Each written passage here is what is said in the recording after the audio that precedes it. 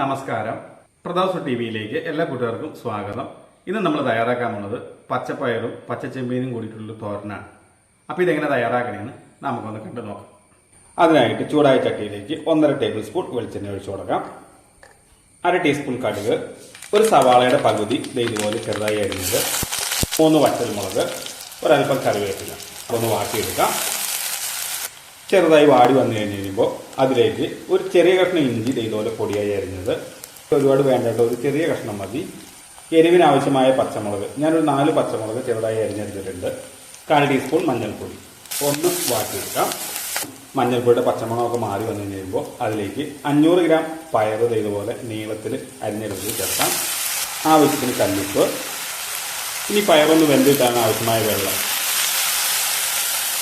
Non സ്റ്റിക്കിൻ്റെ പാനിലൊക്കെ വയ്ക്കുകയാണെങ്കിൽ വെള്ളം ഒഴിക്കണമെന്ന് നിർബന്ധമില്ല. ഇത് മൺചട്ടി ആയതുകൊണ്ടാണ് നമ്മൾ വെള്ളം ഒഴിച്ചത്. ഇത് നല്ലതുപോലെ ഒന്ന് ഇളക്കി ഒഴിക്കുക. ഇനി നമുക്കിത് അടച്ചു വെച്ച് പകുതി കൂടുതൽ വേവാവുന്നതിലൊന്ന് വേവിച്ചെടുക്കാം. ഇടയ്ക്ക് ഇതുപോലെ ഒന്ന് ഇളക്കിയിട്ട് കൊടുക്കണേ. 1-2 വട്ടം ഒന്ന് ഇളക്കിയിട്ട് കൊടുക്കണം കേട്ടോ. അപ്പോൾ പയർ പകുതി കൂടുതൽ വേവായി വന്നിട്ടുണ്ട്.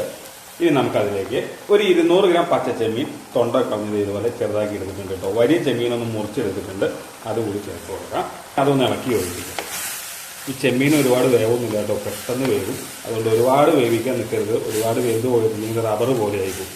അപ്പോൾ ജസ്റ്റ് ഒരു 3 മിനിറ്റ് നേരം ഒക്കെ വേവിച്ചാൽ മതി. അതിനുള്ള വേവ ചെമ്മീനുള്ളൂ. ഇനി അതിൻ്റെ മേളിലേക്ക് 3/4 കപ്പ് തേങ്ങ ചിരകിയത് കൂടി ചേർക്കാം. അത് നമുക്കൊന്ന് ആവി കയറ്റിയെടുത്തതിന് ശേഷം ഇളക്കി വേവിച്ചാൽ മതി. വീണ്ടും ഇത് അടച്ചു വെച്ച് നമുക്ക് 2 മിനിറ്റ് നേരം വേവിച്ചെടുക്കാം.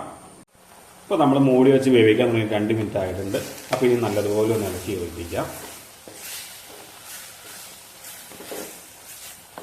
ഈ തേങ്ങ ചിരകി ചേർക്കണമെന്നില്ല, നിങ്ങൾക്ക് തേങ്ങ കൊത്തായിട്ട് വേണം ചേർത്താലും മതി കേട്ടോ. ഒരല്പം വെള്ളം വറ്റാണ്ട് അത് വറ്റി വെച്ചേട്ടോ. അപ്പോൾ നമ്മുടെ സ്വാദിഷ്ടമായ തോരൻ തയ്യാറായിട്ടുണ്ട് കേട്ടോ.